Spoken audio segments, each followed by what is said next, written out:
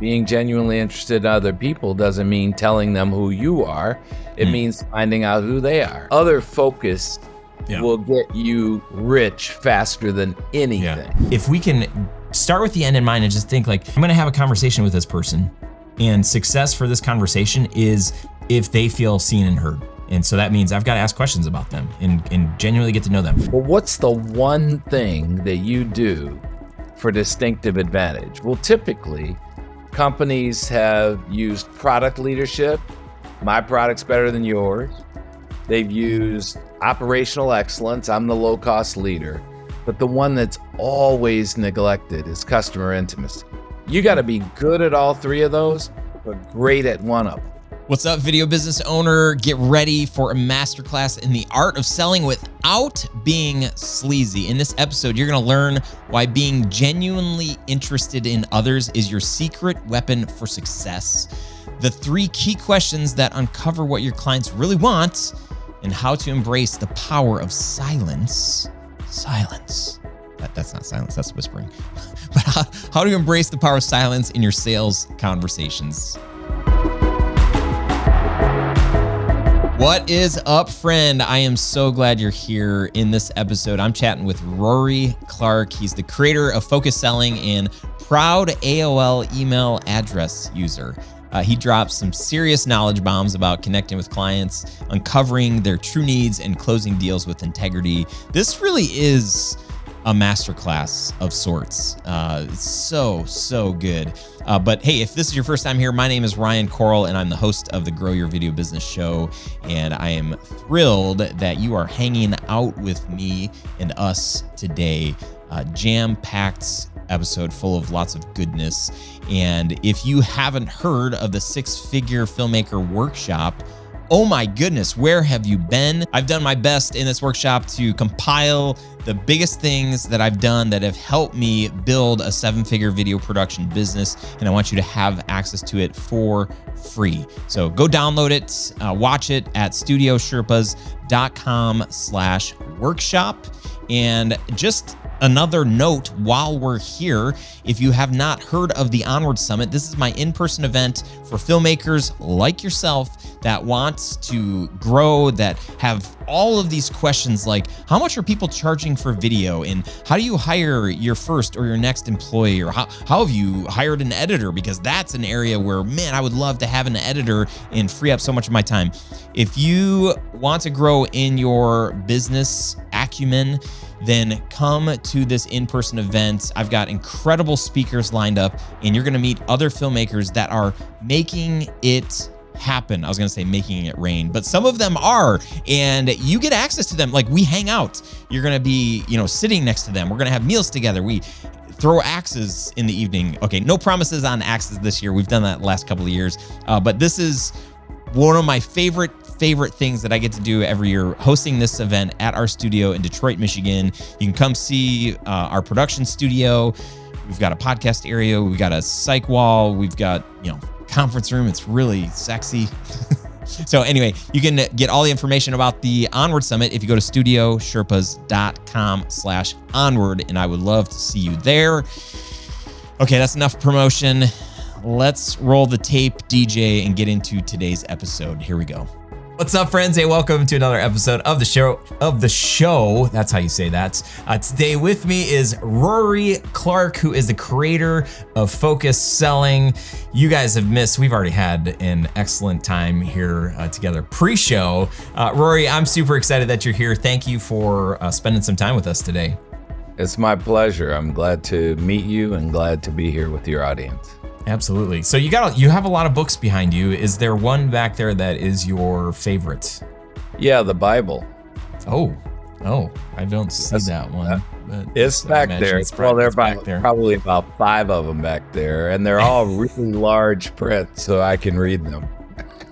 We won't get into the AOL email address. We're not going to have that discussion here, but Hey, I'm very creative. I like AOL. I'm lazy as hell. I have about 6 email addresses. I've got Gmail, I've got GoFocusSelling.com, but AOL, just a stalwart. Me and 3 other. Oh man, well. So good. Okay, so Bible wins. What's your second favorite book back there?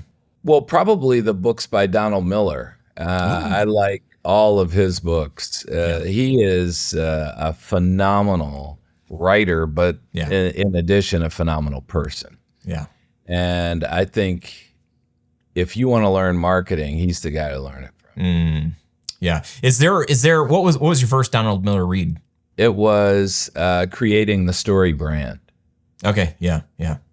Yeah. So And good. when if your audience in particular, if they build videos that take care of that StoryBrand process, oh my God. Yeah.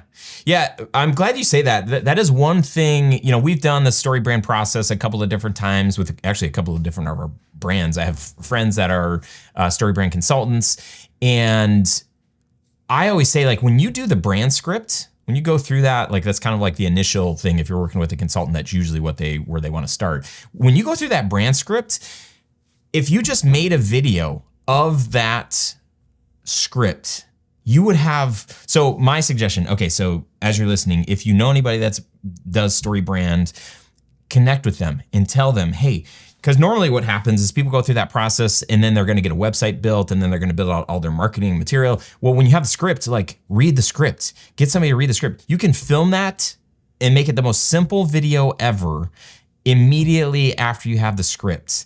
And so as a great partner for StoryBrand consultants to say, like, hey, as you take people through this script and they get that, pass them over to us. We'll do this very simple, straightforward. They can read it from a teleprompter if they want to, but they could immediately start taking that to market. They don't have to wait till their website's done, because that's a months and months long process usually, and get all the things worked out. But once you have that messaging, it's like, shoot, people are so excited to use it.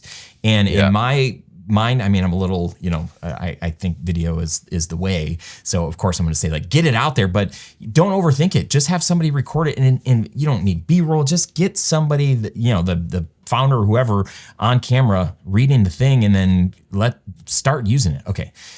I think you're right about that. I think video is the way. I am absolutely shocked at the power of YouTube. I was in Hawaii recently and got a pineapple, and you think, oh, I know how to cut a pineapple. I had no idea, but in 2 minutes and 35 seconds, I learned how to cut a pineapple.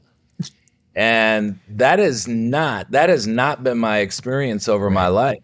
Yeah. Right? Yeah. That everything was so hard. Yeah. But video makes everything so easy. It's amazing. I am curious, what is your technique? Because I probably have watched like 4 different pineapple cutting videos on YouTube. What's your 2-minute approach there? Well, there was one lady on there who showed you how to cut the skin off, but have a ring going all the way around the pineapple, so the pineapple still looked like a pineapple. Yeah. Had a little decorative ring. And she put the stem right on top, and it was not only cut well, but it was gorgeous. Yeah. And so you get the core out, you get the stem on top, and then you get all the eyes out of it. But there's a nice little beauty. The shape of the pineapple is the same. It was all right. I'm going to look that one up. So my first, because I know you were curious, my first Donald Miller book I ever read was Blue Like Jazz. This was back when I was transitioning from the college that I was working at. I was dreaming about starting my own business, and anyway, that book. Forget who recommended. Actually, I think I subscribed to Relevant magazine way back then, and I think it came free in this like box with a bunch of other books. And I read that book, loved it, loved his story, his authenticity. And then after I started my business and building a StoryBrand came out, oh my gosh, the framework there is just, it's been so good. Okay. So give us a picture. Like what do you do? Like a day-to-day basis? What's your work? How do you help people? Yeah. So when I started out in selling, I would go to my bosses and ask them a really simple question. What do I have to do to take a sale from start to finish? And over the first 6 years of my career, none of them could tell me. And so when I figured out that they didn't know, I decided that I wanted to know myself, and that's how focused selling got created. It's just to answer a simple question. What do you do to take a sale from start to finish? There are 18 expertises that are part of taking a sale from start to finish. And I work with companies and I teach those 18 expertises in 30 business days. And it completely revolutionizes the way they sell. And so it's a customer development system where they learn how to manage every single aspect of customer development. I love that. I'm curious. We only have a few minutes. Give us all 18. No, I'm just kidding. What would you say out of those 18? There's probably, I mean, okay, 18's a lot. I'm like, wow, that's. I was hoping you were going to say like 3 or 5 things because that's always easier to do. But when you with all the people that you work with, what are a couple of the big ones that tend to get overlooked that are crucial? I guess they're probably all crucial because they're part of your 18. But hit me. Yeah, so there are 3 that I think if people had these 3, they would be well down the road. One of them is called adjusting. And it is that each of us has a social style. And 75% of the time we'll be interacting with a person who has a different style than us. What we tend to do is try to draw people to our style instead of moving to theirs. Yeah, that's good. So that's one of them. Another one is connecting. And if I told you, Ryan, if you're really going to sell a 6-figure project, you really have to connect, you would say, duh, Rory, you have an amazing grasp of the obvious. But if I ask you what the 7 critical things are that you have to do to connect, that's a whole nother matter. And to connect intentionally. And I think people don't know that. And then the Siamese twin of connecting is uncovering. And when I write the book on uncovering, it's going to be called Shut Up and Get Rich. Because when people are selling, most people think that when you're selling, you have to be an articulate talker. No, you have to be an articulate listener. And that means shut up. Yeah. And don't turn the uncovering part into a conversation, because it's not a conversation. It's an interview where you're pulling from them what they want to accomplish and then showing them this is what you want to accomplish. And then the proposal is like falling off a log. That's really good. I love that idea of interviewing them. One of my favorite quotes, I think it's Stephen Covey, if you want to be interesting, be interested. Yeah, that's right. Is it Covey? Yeah. Yeah, Covey probably said that. Yeah. But Dale Carnegie, in his book, How to Win Friends and Influence People, said, become genuinely interested in other people. Yeah, yeah. Yeah, I think it's brilliant. It's so interesting. I think a lot of the listeners of the show are probably in their 30s and 40s. As newer business owners come up in this space, just with cell phones and the way that technology is, there's the way that we interact is so different. I was talking to my 14-year-old daughter yesterday. I was driving her to a friend of hers' birthday party. And my daughter has everything. Like she's super pretty. She's super smart. She's athletic. She has all of these things. And she's funny and like her friends adore her. But she would be an amazing babysitter, but she doesn't babysit. And so I was digging into that a little bit. I'm like, tell me more. She's like, I basically don't want to do it because I think parents think I'm weird. And I'm like, what are you talking? Like, why do you think they're, she's like, well, because I don't really know like how to talk to them. And I'm like, Charlotte, you are like, you're the best.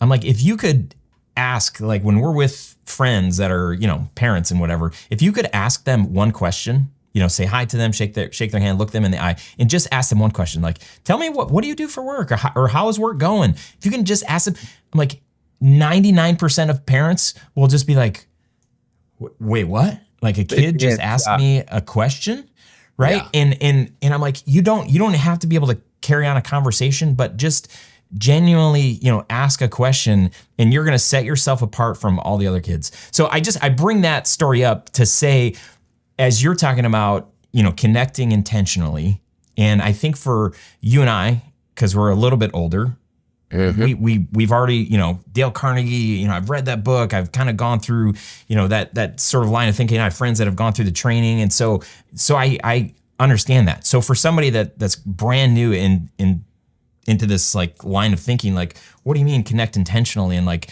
how do I, interview people? Like, what does that even look like? Where does somebody start? And we don't have to rewind all the way, and think about 14-year-old Charlotte, but there's that mindset of, I don't even know where to begin, or I'm not that interesting. What do I say, or what do I do? I'm probably gonna sound dumb when I open my mouth. Well, if what you just described to your daughter was other focus. When you said, introduce yourself and then ask a question about the parents. And that's what people don't do today.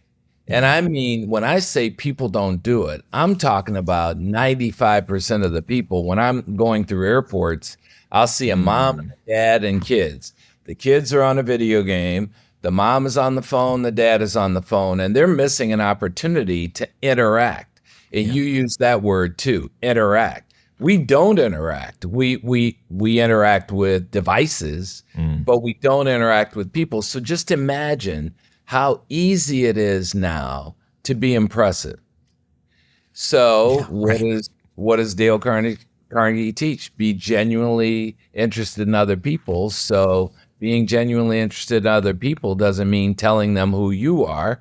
It means finding out who they are. And I told you before we started today, I probably make $25,000 a year being genuinely interested in other people. I was in Hawaii recently, and I was talking to the waitress, and, oh, where are you from? And everything was about her. And she came back with a check, and she said, hey, I gave you a 15% discount. We're going to call it the nice people discount. Well, what made me nice? Telling her what a great guy I am? That's not what made me nice. What made me nice is she felt heard, valued, and other focus will get you rich faster than anything. Believe me. Man, that's so good. I feel like this is an area that I've been drawn to, right? I love people. I'm more extroverted, and so like this is just the science of all this is so interesting to me. If all of us could start with the end in mind, like one of my favorite books is The Go-Giver. You probably are familiar, Bob Berg and John. I always forget his name, but if we can start with the end in mind and just think like,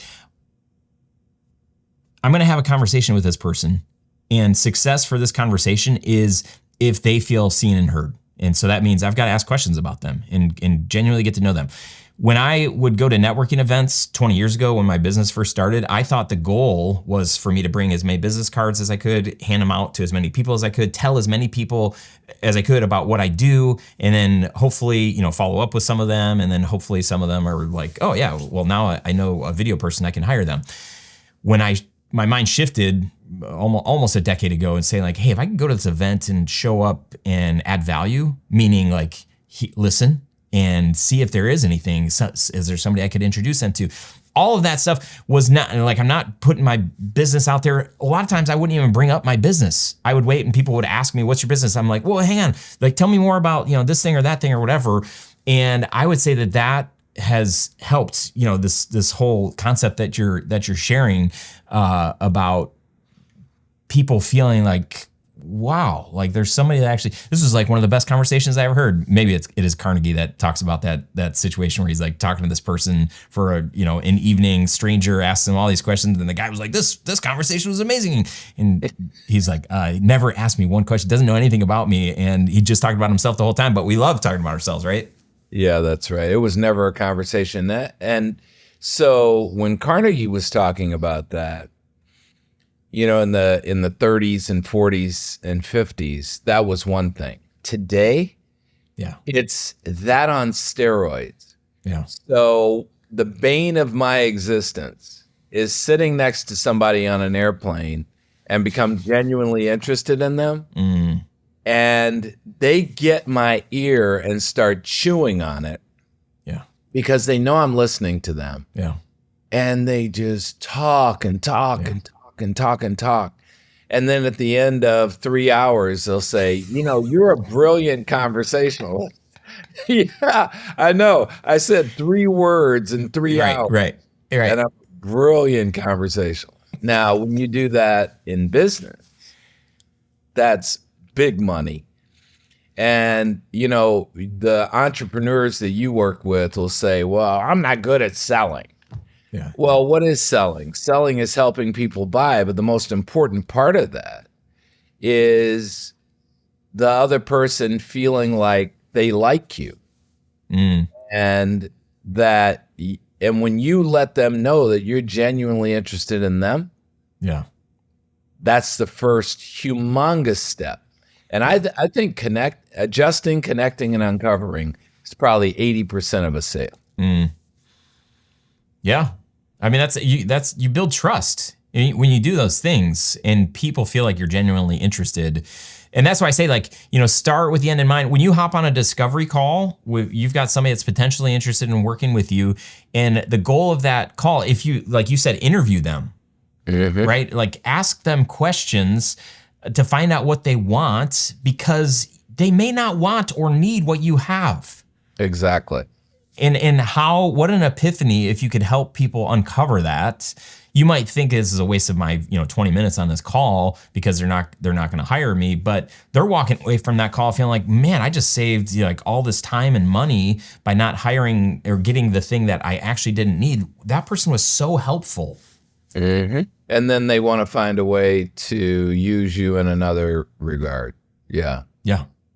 That's right on. And that might just mean, maybe they introduce you or introduce a friend of theirs to you, but that feeling of not everybody that shows a little bit of interest actually is going to be a client.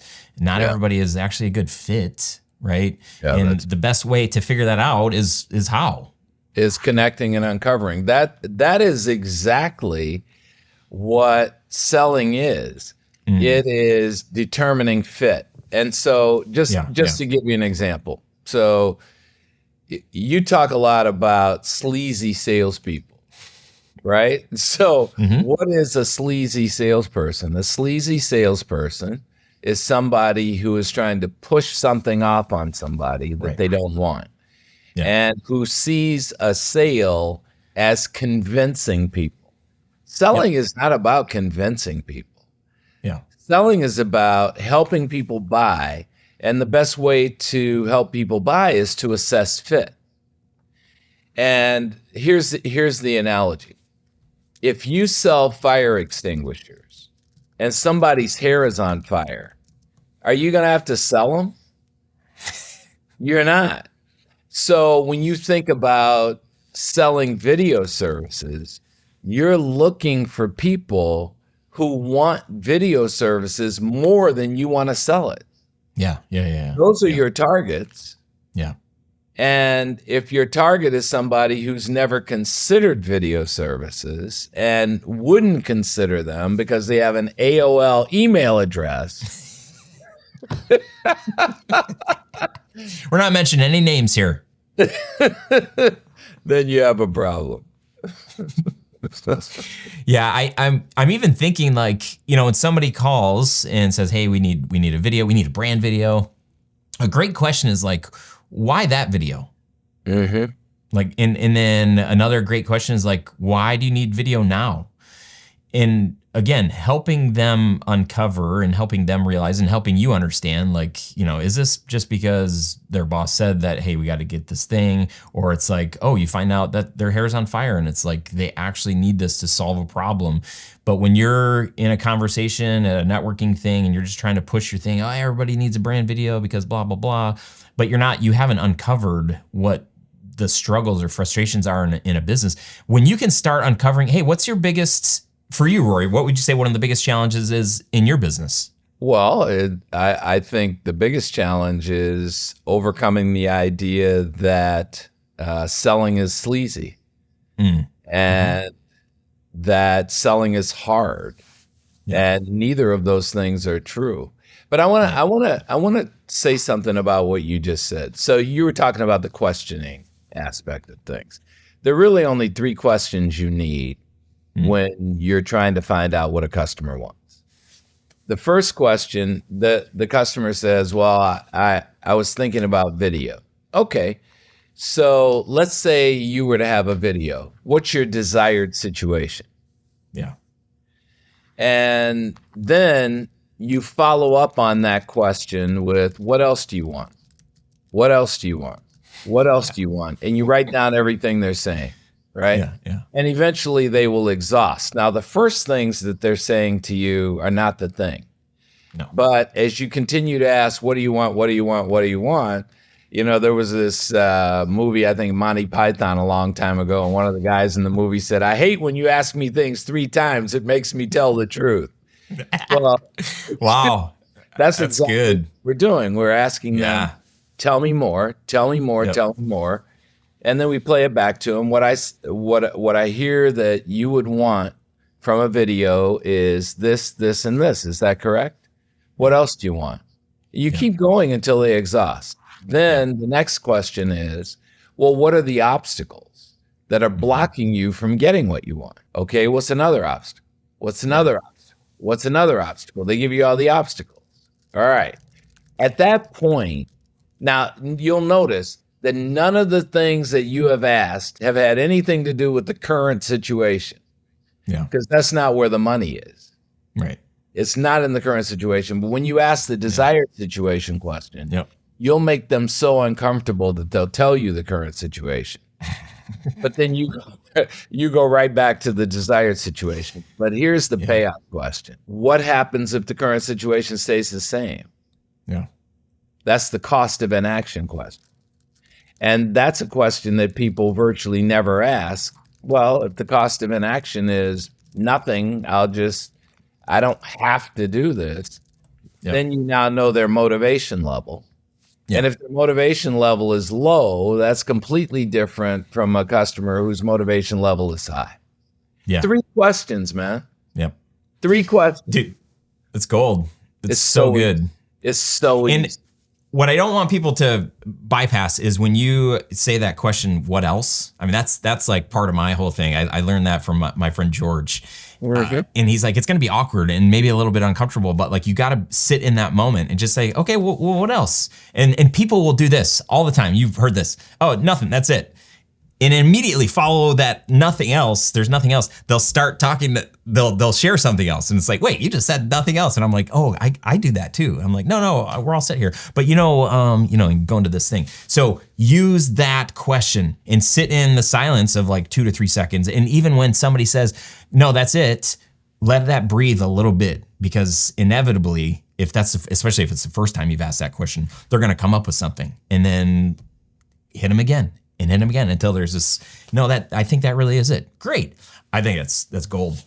It is gold. And what you have to get over is the idea that interviewing a customer is like top 40 radio and you can't have any dead air. Somebody's going to fill it.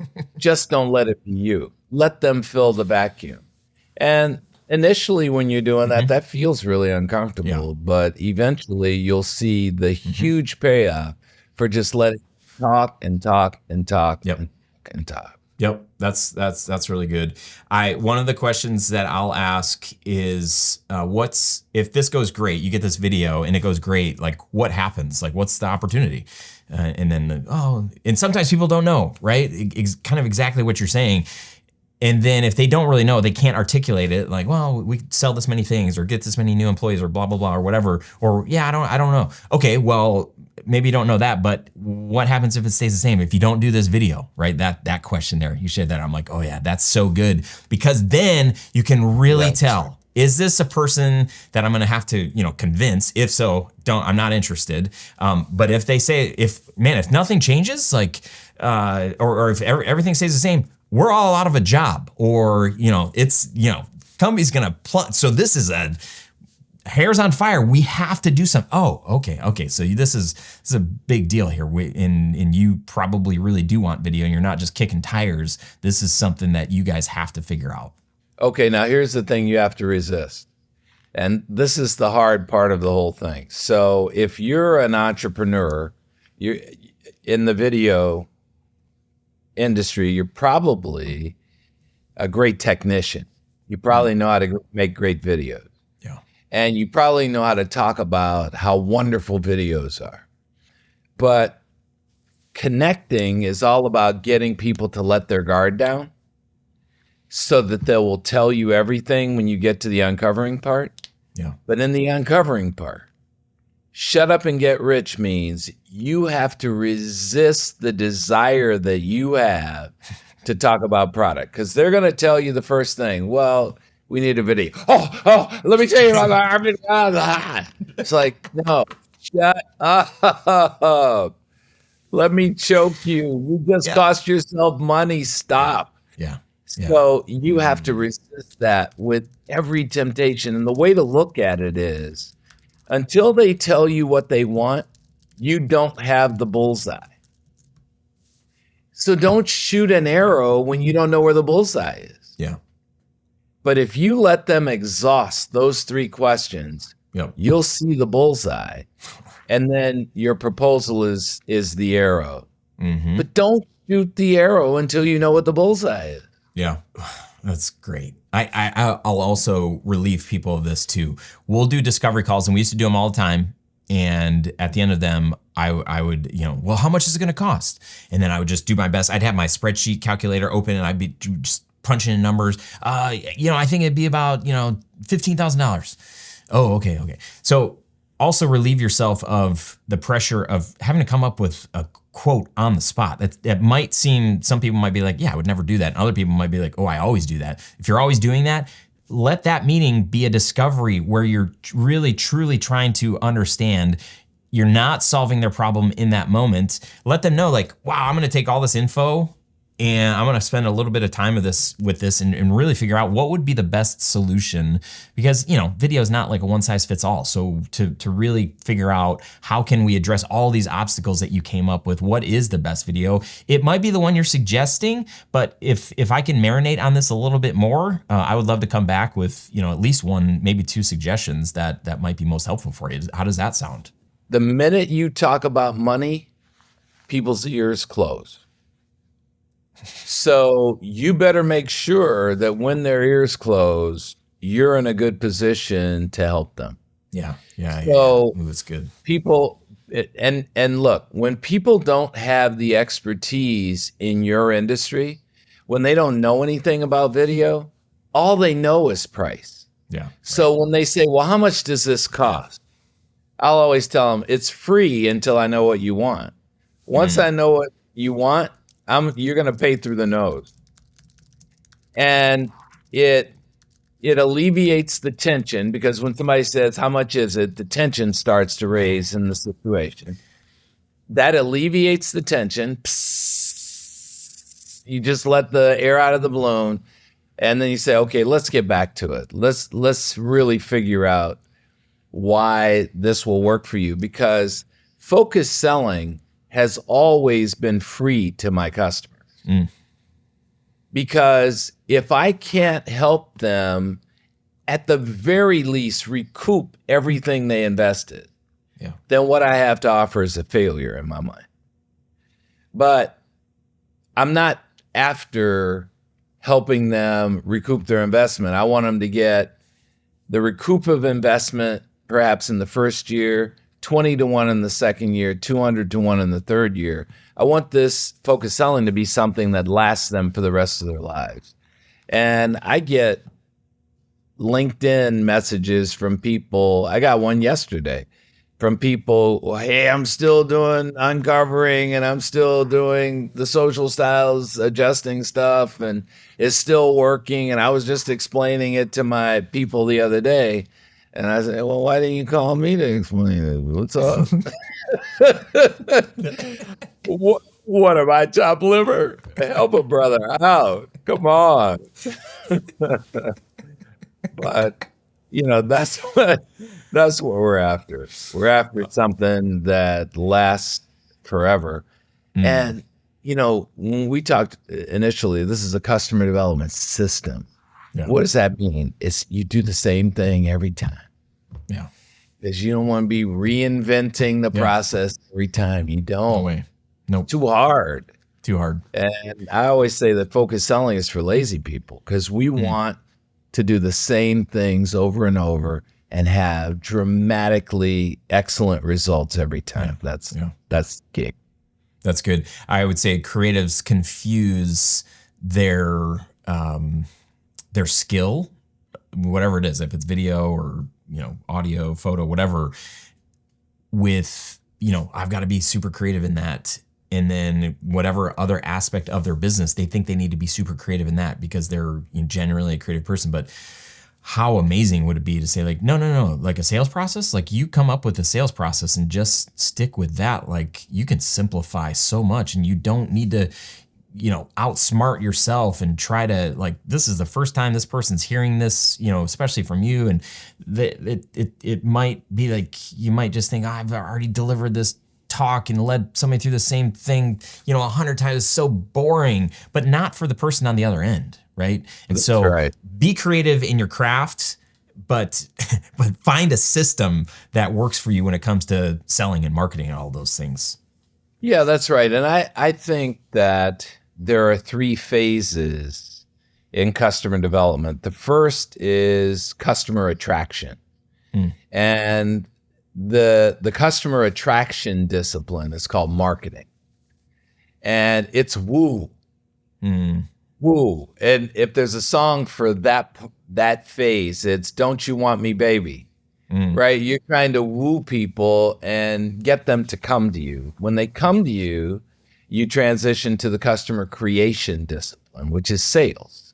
That's what sales is. Typically, a marketing organization would hand off a potential customer to sales, and sales creates the customer, and then customer satisfaction, which is the third phase. That's where you deliver the video. That's where you deliver what you want to deliver. Well, to pigeonhole yourself as a creative is to kill your business, because what you need to do is put on the marketing hat, and that's when you're wooing them. Then you put on the sales hat, you're winning them.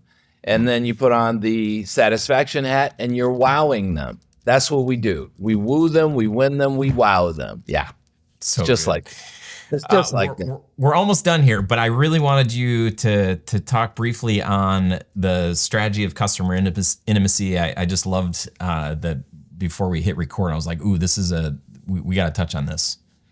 Yeah. So in 1984, which is 40 years ago, probably when I got my AOL address,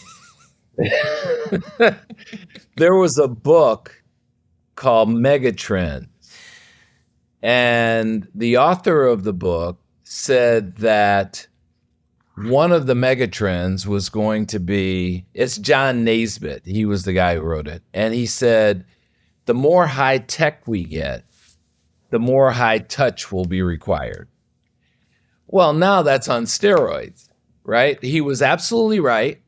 As we got more high tech, what gets edited out is people interaction. The same thing you were talking to your daughter about. The generation of young people are so into devices that they've forgotten how to talk to people, how to interact with people. So now, if you're looking for a strategy, and a strategy is the single thing you do for distinctive advantage. People throw that word around all the time, strategy. And you can always tell when people don't know what a strategy is when they make the word plural, because it's singular. It's like, oh yeah, I've got a lot of strategies. No, you've got a lot of tactics that you think are strategies. Well, what's the one thing that you do for distinctive advantage? Well, typically, companies have used product leadership. My product's better than yours. They've used operational excellence. I'm the low-cost leader. But the one that's always neglected is customer intimacy. You got to be good at all 3 of those, but great at one of them. And if you're great at customer intimacy, that beats AI hands down, because people are sick of interacting with bots. They're sick of not getting to talk to a person. They're sick of it. And they may not say it. The AI is so easy, but they're sick of it. The more high tech we get, the more high touch is required. And so If you wanted to do one thing that would elevate your business, it's to take a customer intimacy strategy. And that's why video is so powerful. Mm. Because when you're watching a video, it's almost as if you're interacting with the person who's doing the video. Yeah. And that does not happen when you're reading something or when you're listening to something. Yeah. Yeah. But when you're seeing something, it's a completely different experience. Yeah. Yeah. Seeing, hearing, feel, just like all of those things. That's great. Oh, Rory, dude, this has been so good. It's fun. You should have me on every month. Seriously. You should just do a different expertise every month. I like it. All right. Don't tempt me because we'll have a follow-up chat about that. How can people connect with you and just follow along with some of all of the amazing things that you're up to? Yeah. So my website is gofocusselling.com, gofocusselling.com. And they can get me at roryjclark@aol.com. And when they type it in, roryjclark@aol.com, they can laugh hysterically and say that I'm a dinosaur if they want to. I'm so immature. But after they have a conversation with me, they'll like me a lot. Yes. Oh man, that is gold. I thought you were gonna say like my website is aol.com/Rory Clark. You can find me there. It's so good, man. Thank you. You've got an amazing gift, and I'm so thankful that we got to receive from you today. So thanks for your time. Thanks for sharing, and I'm excited. We gotta do this again. Yeah, we absolutely should. Thanks for the invitation. All right, friend, thank you so much for hanging out. I would love to hear your big takeaways from this. Maybe you had just one takeaway. Leave a comment in the video. Let me know what you're gonna do, what you're gonna not do as a result of being here today. Here's the thing, we grow, we change, we become better by doing stuff like this, listening to podcasts, watching YouTube videos, taking classes. There's so many things, like being around other people that are successful. There's so many things, but listening to a show like this and then not applying one thing or not thinking differently, thinking about what is your takeaway is a great step. So don't just consume content, but think, how can I grow from what I just heard? So I would love to hear from you. Leave a comment, like I said, or you can email me at ryan@studiosherpas.com. Thank you so much for being here. I will see you on the next episode. Until then, onward, my friend. See you soon.